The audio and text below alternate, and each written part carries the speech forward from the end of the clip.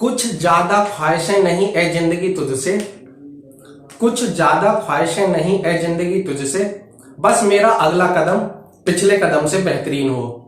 नमस्कार दोस्तों, इन खूबसूरत पंक्तियों के साथ मैं लोकेश कुमार शर्मा फिर से स्वागत करता हूं आपके अपने YouTube चैनल लोकेश क्लासेस में। जैसा कि मैंने कल वीडियो में बताया था कि एसएससी जीडी में किस किस टॉपिक से कितने कितने क्वेश्चन एग्जाम में पूछे जा रहे हैं। मैंने बोला था कि मैं उन्हीं टॉपिक्स में से जो सिलेक्टिव क्वेश्चंस हैं वो मैं आपको प्रोवाइड कराऊंगा। तो सबसे पहले तो वीडियो को ज्यादा से ज्यादा शेयर करें, चैनल को सब्सक्राइब करें और वीडियो अच्छी लगी हो तो इसको लाइक करें। ज्यादा से ज्यादा शेयर उन स्टूडेंट के साथ करिएगा जो एसएससी जीडी का पेपर देने जा रहे हैं, जिनका पेपर आगे होने वाला है। ये क्वेश्चन यूपीएसआई में भी बहुत काम देंगे आपको। देखिए, मैथ तो एक ऐसा सब्जेक्ट है जो हर कंपटीशन में लगभग सेम ही आता है। उसमें यदि बेलन का आयतन पूछेगा तो उसमें बेलन का वक्र प्रस्थ पूछ लेगा, सेम ही होते हैं सब चीज। तो बिना देरी के आज की क्लास का पहला क्वेश्चन देखते हैं। वीडियो को ज्यादा से ज्यादा शेयर जरूर करिएगा। देखते हैं आज की क्लास का पहला क्वेश्चन। आज की क्लास का पहला क्वेश्चन है 21 सेंटीमीटर भुजा वाले समबाहु त्रिभुज, समबाहु त्रिभुज मतलब इक्विलेटरल ट्रायंगल के बाह्य वृत्त का क्षेत्रफल। 21 सेंटीमीटर भुजा वाले समबाहु त्रिभुज के बाह्य वृत्त का क्षेत्रफल। एक बार वीडियो को पॉज कर ले, सवाल को लगा ले, फिर मैं बताता हूं। देखिए, 21 सेंटीमीटर का भुजा वाला 21 और इसके बाह्य वृत्त का क्षेत्रफल पूछ रहा है। आपने पढ़ा होगा R बराबर a/√3। a की वैल्यू कितनी है 21/√3। √3 की ऊपर नीचे गुणा, नीचे बन गया 3, R आ गई 7√3। मुझे R मिल गई 7√3। वृत्त का क्षेत्रफल πr² पाई और r²। बात खत्म। 7 से 7, 22 सत्ते 154 गुणा 3, 4 तिया 12, 1 15 तिया 45 और 1 46 सेंटीमीटर स्क्वायर। सीधा सीधा आंसर है। सीधे सीधा आपको फॉर्मूले में रखना है, आपको आंसर मिल जाएगा कि इसका आंसर कितना होगा, कि इसका आंसर कितना होगा। देखिए अगला क्वेश्चन, अगला क्वेश्चन देखते हैं।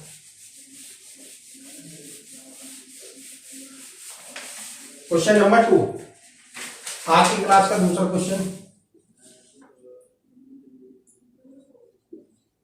समबाहु त्रिभुज के परिवृत्त तथा अंतर्वृत्त के क्षेत्रफल का अंतर 44 सेंटीमीटर स्क्वायर है। त्रिभुज का क्षेत्रफल बताओ।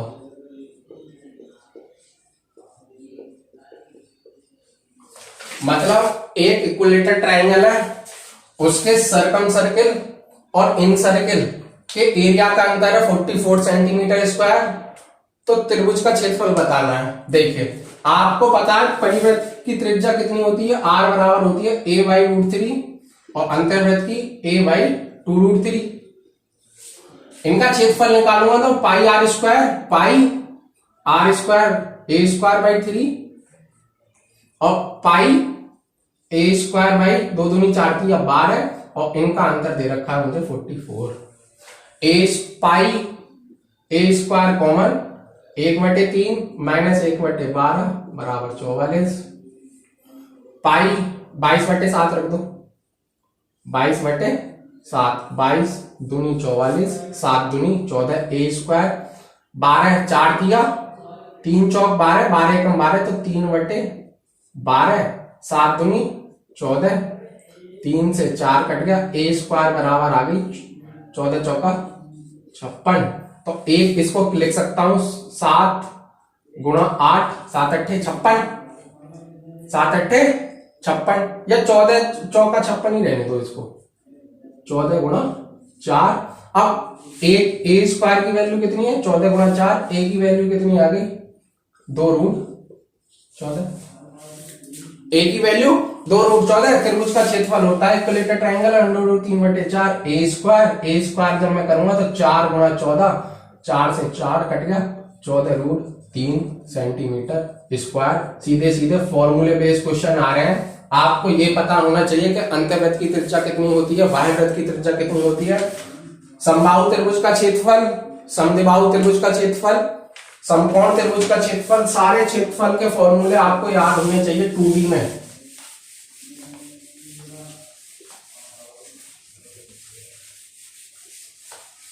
आज की क्लास का तीसरा क्वेश्चन बहुत अच्छा क्वेश्चन है। एक चक्की का अंकित मूल्य 3600 है। 10% की छूट देने के बाद कोई विक्रेता 8% का लाभ कमाता है। वस्तु का क्रय मूल्य बता दो, बताओ।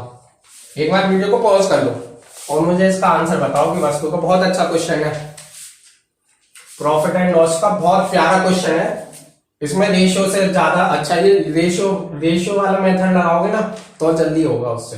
देखिए लगा लिया, अब देखिए मैं लगाता हूं। 10% की छूट, हमेशा जो छूट मिलती है, जो डिस्काउंट मिलता है, वो मैंने पिछली वाली क्लास में बताया जब मैंने ऐसा ही क्वेश्चन कराया था कि वो मार्क प्राइस पे मिलती है।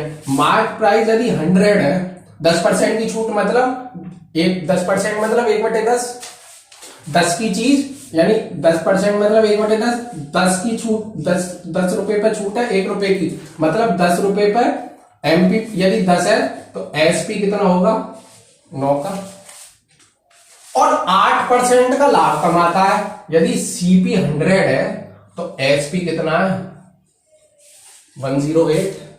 ऐसे सवालों में क्या करते हैं, सीपी को बराबर करो। देखो सीपी को कैसे बराबर करूंगा, यहां 108 है, यहां 9 है, कितने की गुणा कर दूं, 12 की गुणा कर दूं, तो ये एमपी कितना बन गया मेरे पास, 12 की जब मैंने बढ़ ली 120, एसपी 108 और सीपी मेरा 100 है ही।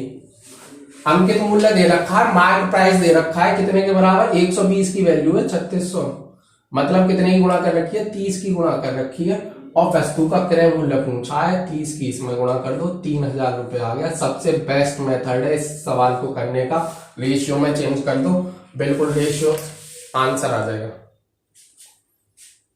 रेशियो में बता दो आंसर आ जाएगा। अगला सवाल है कार्य समय का। अगला सवाल कार्य समय का, जो ऐसा ही सवाल पूछा था 16 की 3rd शिफ्ट में। ए किसी कार्य को 729 दिन में कर रहा है, बी उसी कार्य को 1458 दिन में कर रहा है, दोनों मिलकर उस कार्य को कितने दिन में पूरा कर देंगे, दोनों मिलकर उस कार्य को कितने दिन में पूरा कर देंगे, लगाओ। सिंपल सा सवाल है, ये तुम्हें दिख रहा होगा, 729 का 2 गुना है 1458, तो 1458 आ गया लेसे, ये 2 ये 1, टोटल कार्य कितना 1458, दोनों की एफिशिएंसी कितनी आ गई 3, a प्लस बी, 3 चौक 12, 2 25, 3 अट्ठे 24 और 3 6 18, 386 डेज में काम पूरा हो जाएगा। सीधा सीधा कंसेप्ट लगाने आपको, कोई ज्यादा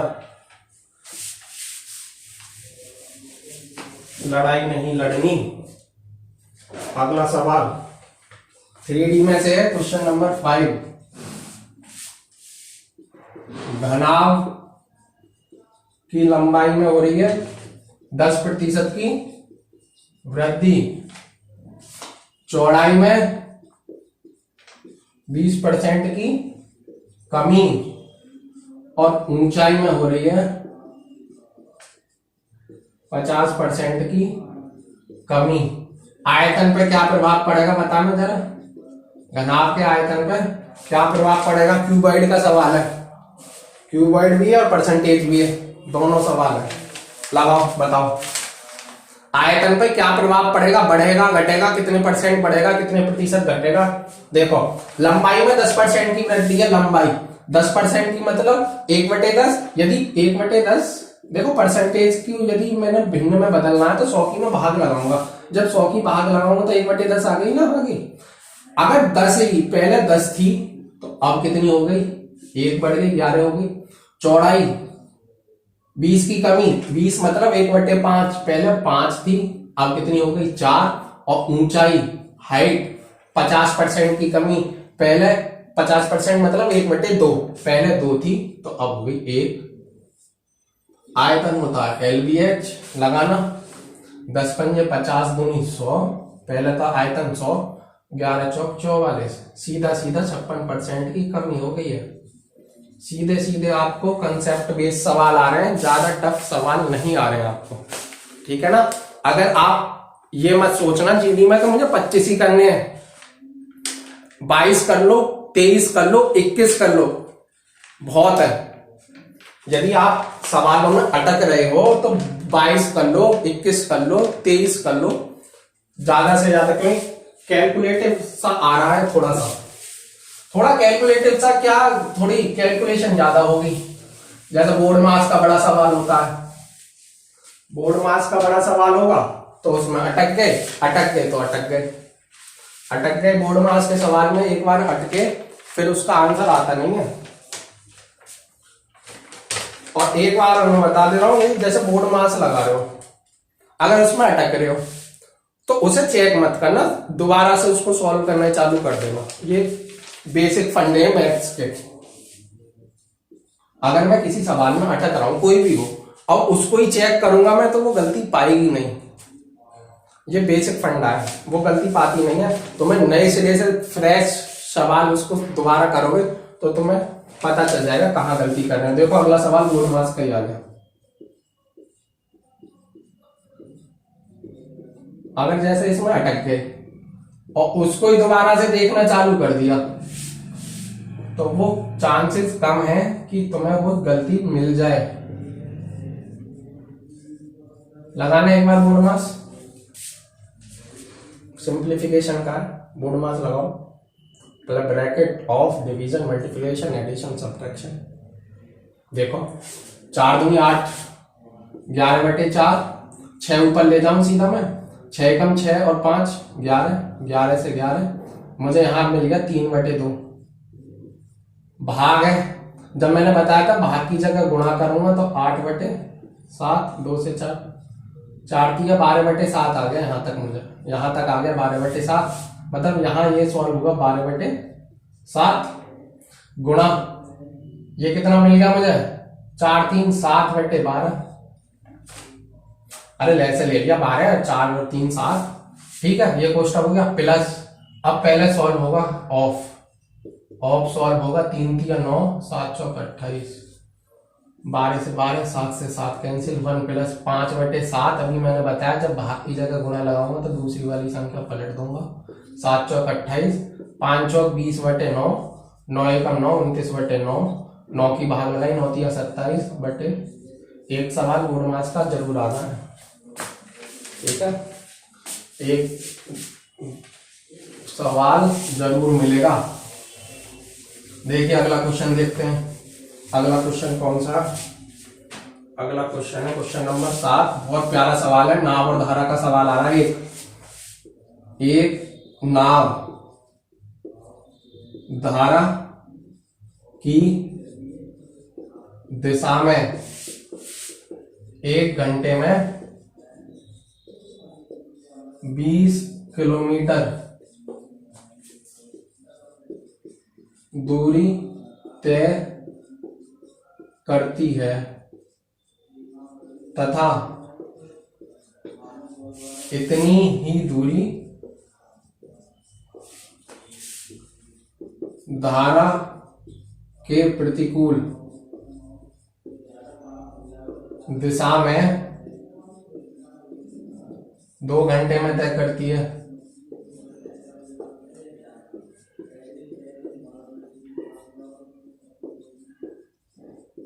शांत जल में नाव की गति निकालना जरा, नाव की गति कितनी आई। बहुत प्यारा सवाल है। नाव धारा का एक ही कंसेप्ट है, उसमें अपवर्ड और डाउनवर्ड, सवाल खत्म हो जाते हैं। अपवर्ड जाएगी नाव या डाउनवर्ड जाएगी, दो ही तरह से जा सकती है। धारा की दिशा में जाएगी या धारा के विपरीत जाएगी, निकालो। देखो ट्राई कर लिया, मैं करूं। एक नाव धारा की दिशा में 1 घंटे में 20 किलोमीटर जा रही है। 1 घंटे में जब 20 किलोमीटर जा रही है धारा की दिशा में, धारा की नाव की x है, धारा की y है, मतलब धारा की दिशा में तो डाउनवर्ड जा रही है। डाउनवर्ड का क्या मतलब होगा, 20 किलोमीटर 1 घंटे में, तो उसकी चाल आ गई 20 किलोमीटर पर घंटा। और धारा के प्रतिकूल मतलब x माइनस वाई अपवर्ड जा रही है 2 घंटे में इतनी दूरी, तो 20/2 10 घंटे, 10 किलोमीटर प्रति घंटा। अरे चाल बराबर दूरी बटे समय, वही किया। अब देखो डाउनवर्ड मुझे मिल गई 20, अपवर्ड मिल गई 10। यदि मुझे नाव की गति निकालनी है तो दोनों को जोड़ूंगा आधा, 20 और 10 30 का आधा 15 किलोमीटर प्रति घंटा।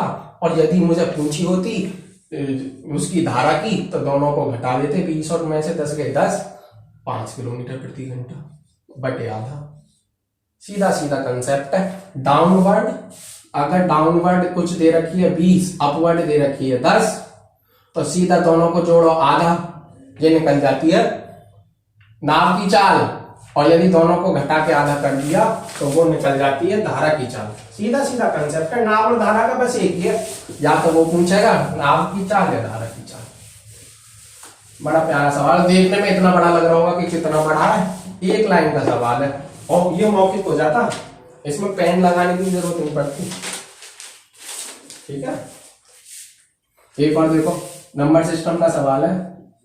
एक संख्या को जब, ये तो जब मैं लिखूंगा ना, जब तुम आंसर बोल दोगे, जैसे मैं लिखूंगा से भाग दिया जाता है तो 19 शेष बचता है।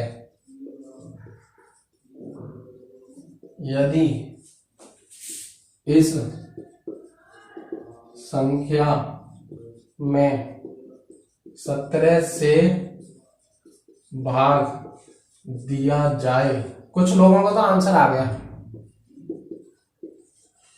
तो शेष बताओ। ऐसा सवाल जब भी आ जाए तो मैं कुछ भी ना करना, जितना शेष बचता है और जितने फिर पूछिए कि कितने से भाग दिया जाए, सीधा उसी शेष में उसी संख्या का भाग दे दो।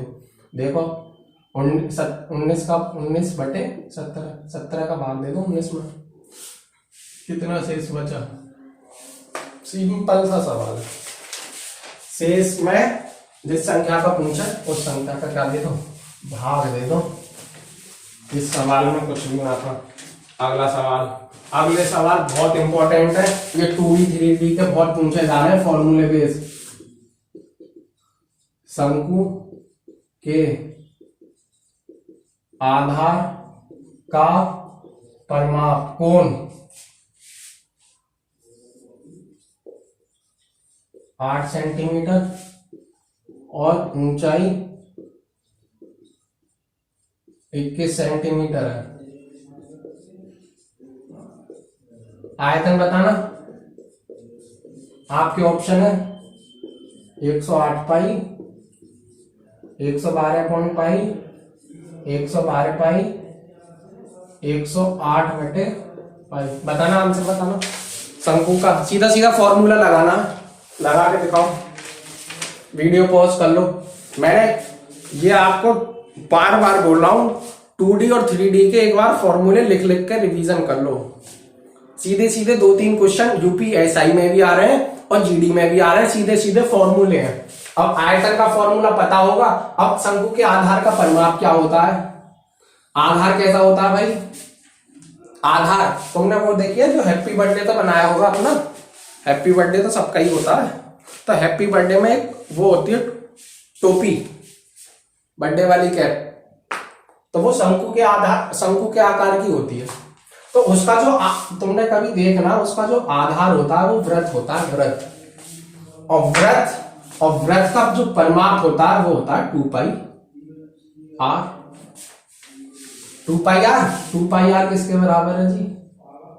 8 सेंटीमीटर। आर की वैल्यू निकाल दो, 8/2 पाई, मतलब 2 से ये कट गया, 2 से काट दो 4/पाई आर आ गई। ऊंचाई कितनी है? 21 सेंटीमीटर। अब शंकु का आयतन का फॉर्मूला तुम्हें पता है तो लगा दोगे, नहीं तो अक्कड़ बक्कड़ बम्बे वो 80 90 पूरे 100 1/3 पाई आर स्क्वायर एच। ऐसा मत कर देना अक्कड़ बक्कड़ बम्बे वो 80 90 पूरे 100। जितना आता है पेपर उतना ही करना, नेगेटिव मार्किंग है। मैं तो उनके लिए बता रहा हूँ जो कुछ नहीं पढ़ के जा रहे हैं, जिन्हें मैं बता रहा हूँ कि फॉर्मूले याद कर लो, याद कर लो, याद कर लो। जहां पढ़ते हो तुम वहां एक ऐसे A4 साइज पेपर ले लो, उस पर लिख लो और चिपका दो। जो जब भी वहां से निकलो तो तुम्हें पता चल जाए कि शंकु का आयतन होता है 1/3 पाई और आर स्क्वायर, और एच की वैल्यू कितनी है भाई साहब? 21। काटो, पाई से पाई, 3 से काटा 7, 4 चौक 16, 16 7 112/पाई। सीधे सीधे फॉर्मूला बेस है, सीधे सीधे फॉर्मूला बेस है। शंकु, कोण, बेलन, सिलेंडर और गोला, ठीक है। देखो अगला बेलन आ गया। सारे टाइप के मैंने कवर करने की कोशिश करी है, बेलन, शंकु, गोला। बेलन के आधार का परिमाप A है तथा आयतन V है। बेलन की ऊंचाई बताना, हाइट ऑफ द सिलेंडर लिखना, A 4A² V/पाई, 4 pi A²/V, pi A² V/4, 4 pi V/A² निकालना। आधार बेलन का, जो शंकु का आधार होता है वही बेलन का आधार होता है। ये भी वृत्त के फॉर्म में होता है, ये भी वृत्त के फॉर्म में होता है। इसका आधार का परिमाप हो गया 2 पाई आर। निकालो, इतनी हिंट मैंने दे दिया। 2 पाई आर बराबर A रख दो, यहां से आर की वैल्यू निकालो, आयतन में रख दो, आंसर आ जाएगा, हाइट आ जाएगी। यहां से आर की वैल्यू निकालो और किस में रख दो? आयतन में रख दो, आपका आंसर आ जाएगा। देखो आर की वैल्यू A/2 पाई, आयतन कितना होता है बेलन का? पाई आर स्क्वायर एच, बराबर दे रखा V के, एच निकालनी है मुझे, ठीक है। तो pi r square A/2 pi into A/2 pi into H बराबर V। पाई से पाई कैंसिल, पाई से पाई कैंसिल, एच पहुंचाना, एच बराबर V, 2 दूनी 4 पाई V/A और A²। हाइट कितनी आ गई? 4 पाई V/A²। कोई सा है ये रहा, 4 पाई V/। फॉर्मूले बेस्ड सवाल है, सीधे हो जाएंगे। अगला देखो, अगला तो बहुत ही प्यारा सवाल है। अगला तो सवाल दिल खुश हो जाएगा तुम्हारा देख के। ऐसा सवाल है, एक घन तथा गोले के आयतन का अनुपात 363:49 है। घन की भुजा तथा गोले की त्रिज्या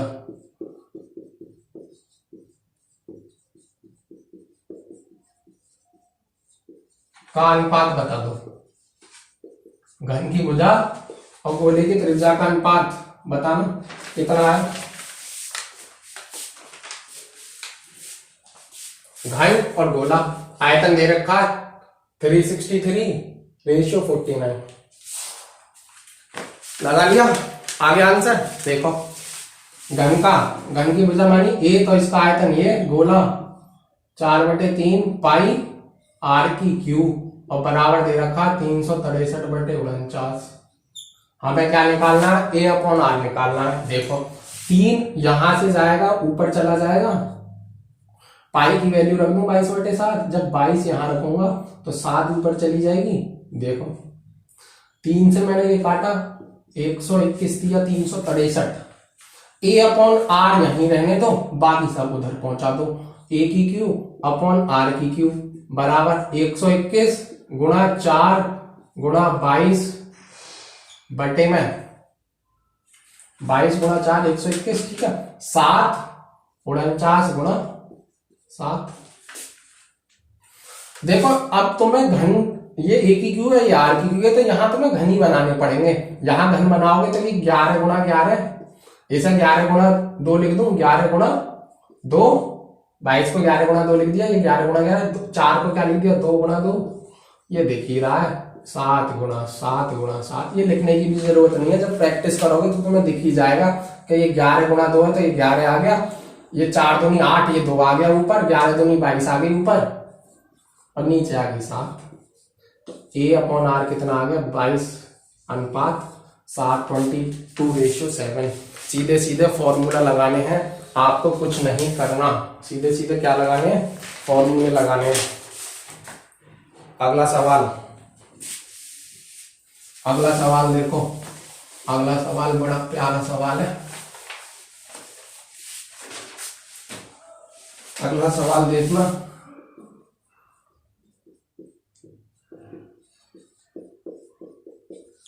बार वाला क्वेश्चन ये एक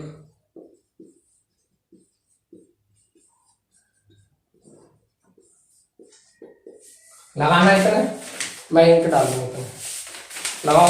क्या है आंसर, आंसर बता दो।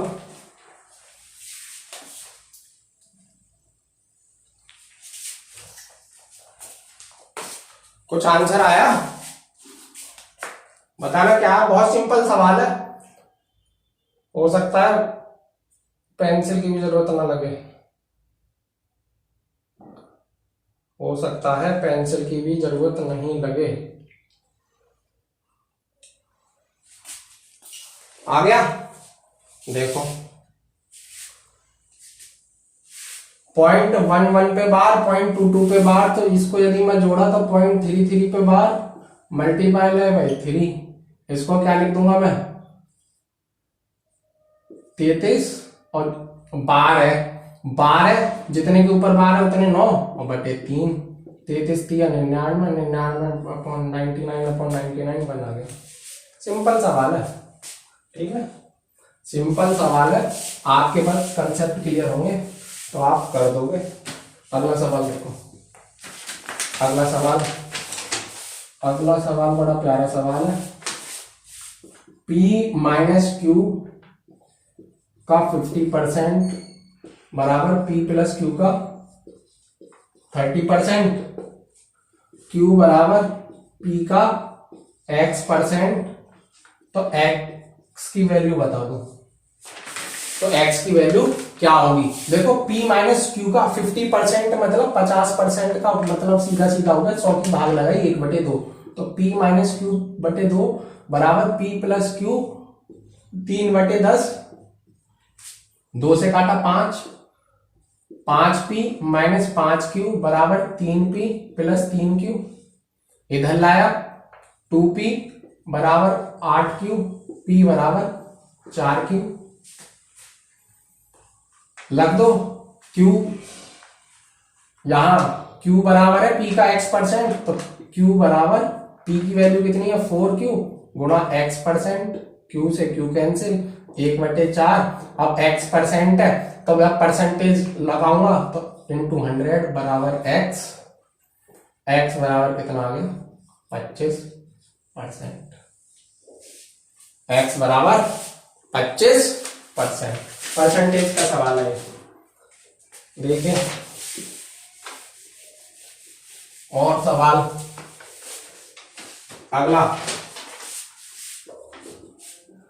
एक व्यक्ति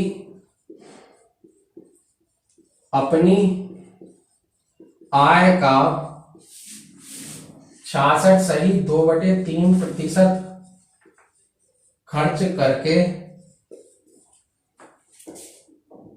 1200 रुपये मासिक बचत करता है। मासिक खर्च बता दो, मासिक खर्च क्या है? अपनी इनकम का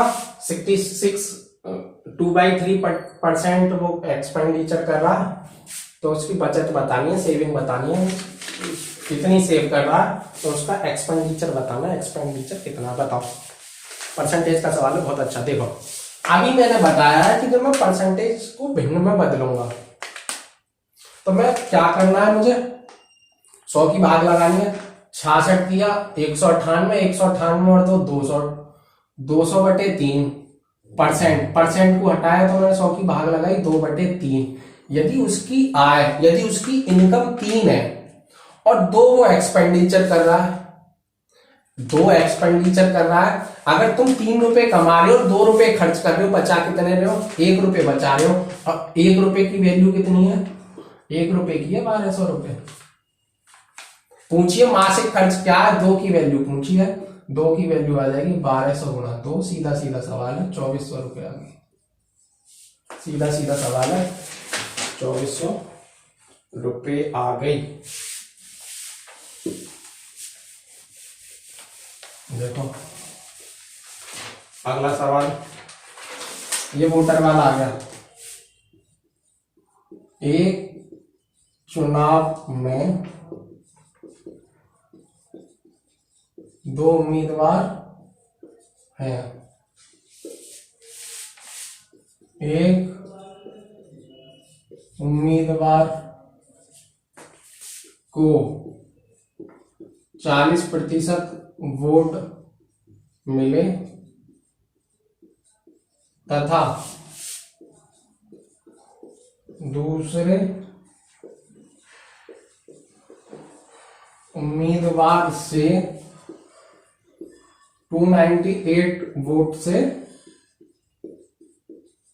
हार गया, तो चुनाव में कुल कितने वोट डाले? सिंपल सवाल है, हो गया होगा कुछ बच्चों का, तो डाले गए।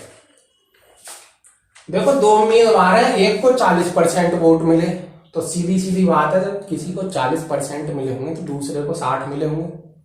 अगर पहले को 40 है, दूसरे को 60 और वो 298 वोट से जीत रहा है, तो मतलब 20% का अंतर कितना है? 298, 100% निकालना, 5 की मल्टीप्लाई कर दो सीधा सीधा, 298 इंटू 5, 3 पंजे 15, 1500 और 2 पंजे 10, 10 घटा दो 1500 में, 1490 वोट है टोटल। 20% की वैल्यू इतनी है, मुझे 100% की निकालनी है, तो 5 की यहां गुणा हो रही है, 5 की यहां गुणा हो जाएगी। सीधा सा सवाल है, ठीक। अगला बड़ा अच्छा सवाल है,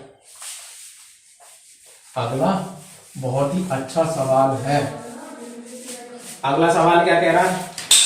अगला सवाल कह रहा है किस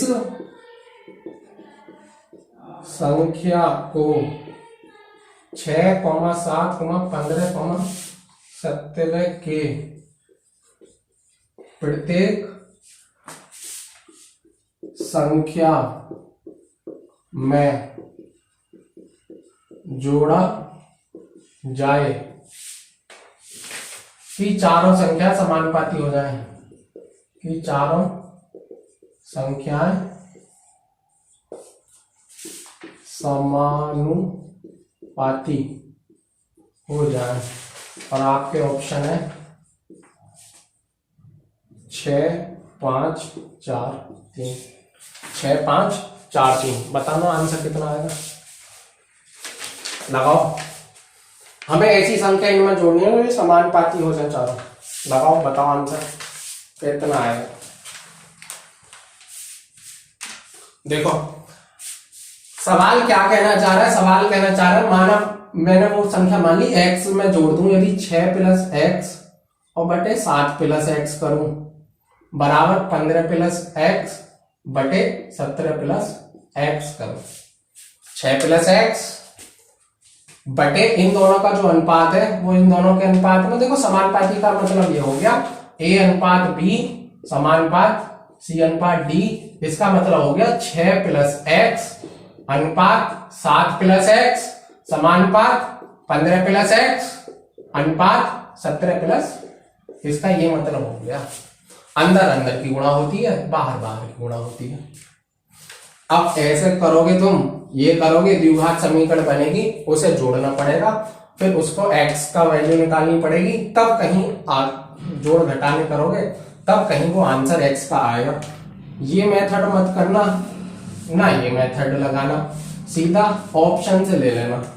ऑप्शन से कैसे, मैंने 6 रखा, 6 और 6 कितने हो गए 12 अनुपात 7 6 13 समानुपात 15 6 21 अनुपात 23। ये दोनों बराबर हुए नहीं हुए।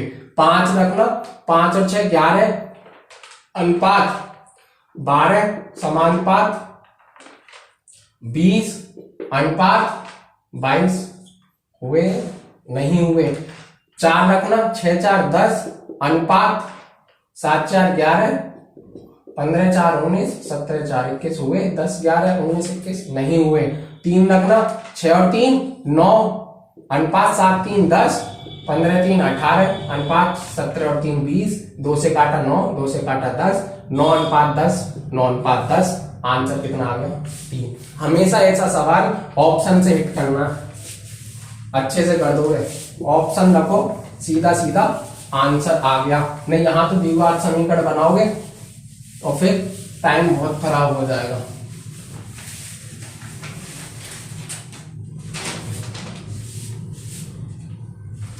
ये बहुत अच्छा सवाल है।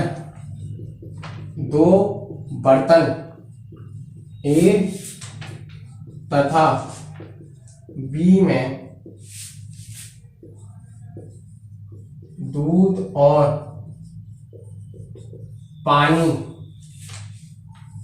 का मिश्रण क्रमशः 8 अनुपात 5 तथा 5 अनुपात 2 के अनुपात में है, तो किस अनुपात में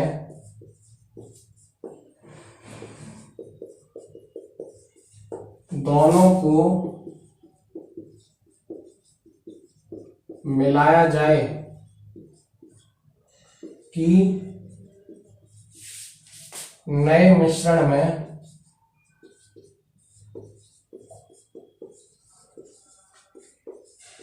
दूध की मात्रा 69 सही 3/13% हो। बताना किस अनुपात में मिलाओगे, बताओ। मिश्रण का बहुत प्यारा सवाल है, बहुत प्यारा सवाल है। मिश्रण में से एक सवाल आ रहा है बिल्कुल इसी टाइप का आ रहा है, बताओ। दूध और पानी वाला देखो ऐसा सवाल क्या होगा। पहले तो मैं इसको परसेंटेज है, परसेंटेज को सही बटे में बदलूंगा। 13 निम्मा 117 7 हासिल का 11 13 6 78 78 और 11 89 और ये 7 और 3 और जोड़े 900 बटे 13 9/13 900 बटे 13% है, 100 का भाग लगा दिया, 9/13 सही बटे में आ गया। मतलब नए मिश्रण में दूध की मात्रा 9/13 है। 13 दूध है 13 टोटल मिश्रण है और उसमें दूध कितना है 9, उसमें दूध कितना है 9। अब देखो सवाल ऐसा होता है, दो तरीके से हो जाएगा, यदि मैं दूध लूं या पानी लूं। देखो अगर मैं दूध लूं तब भी कर दूंगा और पानी लूं तब भी कर दूंगा। कैसे करूंगा? दोनों तरीके से मैं तुमको समझाऊंगा, दोनों तरीके से समझाऊंगा। दूध की मात्रा वो बोला 9/13 करनी है। अगर मैं दूध लिया, बर्तन ए में दूध कितना है 8, और कितने में से 8 5 13 में से दूसरे में कितना है 5, कितने में से 7 में से मुझे दूध कितना चाहिए 9 और टोटल 13। नीचे मुझे हटाने ये, यहाँ 13 यहाँ 7 यहाँ 13, तो इनका एलसीएम ले लो। 13 7 91, 91 की गुणा कर दो। 91 की जब गुणा करी 13 7 8 7 56, 7 से 13 पंजे 65 और 13 7 निम्मा 63। इसमें से इसको लगा दो 2 अनुपात, ये 2:7 मैं पानी से भी ला दूंगा। पानी इसमें कितना है, ये बर्तन ए में 5, कितने में से 13 में से, बी में कितना है 2 7 में से। अगर 13 में से 9 दूध है तो पानी कितना रहा होगा भाई, पानी 4 रहा होगा 13 में से। 13 7 91 की फिर गुणा करो। ऐसे सवाल दो तरीके से होंगे। 13 7 91, 7 पंजे 35, 13 दूनी 26, 7 चौक 28, 2:7 दूध से निकालोगे पानी से निकालोगे, अनुपात सेम आने वाला है। बहुत प्यारा क्वेश्चन है, एक बार जरूर लगा जाना ऐसे क्वेश्चन। वैसे मैं लगवा रहा हूं, सीरीज ला रहा हूं, देखो बहुत मेहनत लग रही है, बहुत ज्यादा मेहनत लग रही है। आप एक बार जो जीडी का एग्जाम देने वाले हैं उनके साथ जरूर शेयर कर देना, जो यूपीएसआई और जीडी दोनों का एग्जाम देने वाले हैं उनके साथ और शेयर कर देना। बहुत प्यारे प्यारे क्वेश्चन है, उनको बहुत हेल्प हो जाएगी कि एग्जाम में क्वेश्चन कैसे आ रहे हैं। और आज की क्लास का लास्ट सवाल है, प्रॉफिट लॉस का सवाल है, बहुत प्यारा सवाल है। एक व्यक्ति को 1675 में एक वस्तु को बेचकर जितनी हानि होती है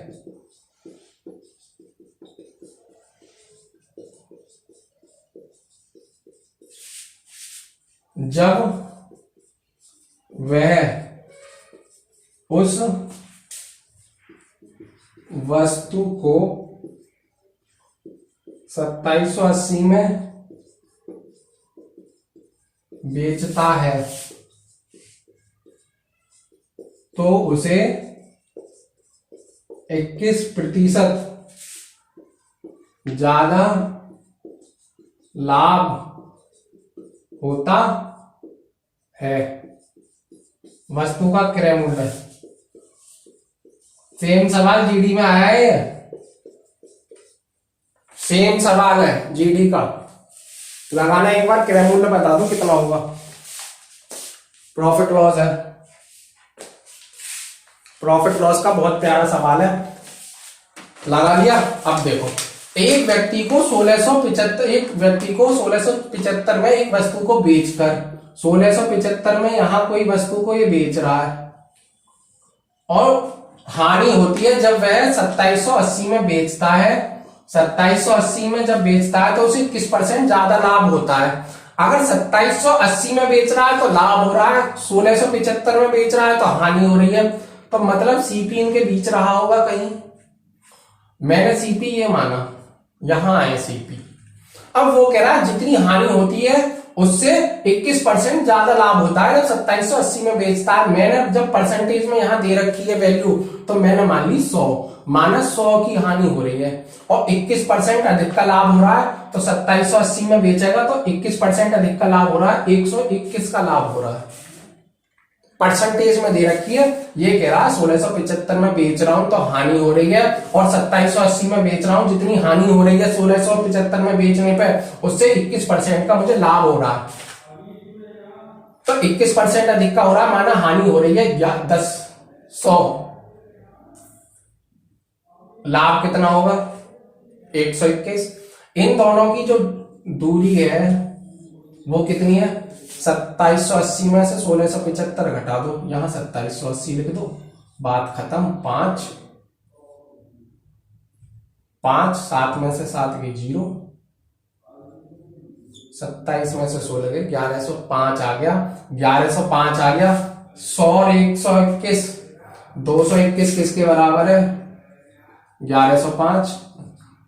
200 पंजे 20 पंजे 100, 21 पंजे 105, 1 किसके बराबर है 5 के, 100 किसके बराबर है 500 के, और 121 किसके बराबर है 605 के। या तो 500 रुपए इसमें जोड़ दो जब हानि हो रही है, अरे हानि हो रही है तो 500 रुपए की हानि हो रही है तो क्रय मूल्य ज्यादा रहा होगा। और यदि 2780 में से 605 घटा दो, बात एक ही है, यदि 500 जोड़ोगे तो 2175 आएगी। 2175 इसकी सीपी है, और 2780 में से 605 घटा दोगे तब भी 2175 आएगी। ठीक है, बहुत प्यारा सवाल है, इस टाइप से ये होते हैं। अगर वीडियो अच्छी लगी हो तो ज्यादा से ज्यादा इसे शेयर करें, चैनल को सब्सक्राइब करें और वीडियो को लाइक करना ना भूलें। Thank you very much.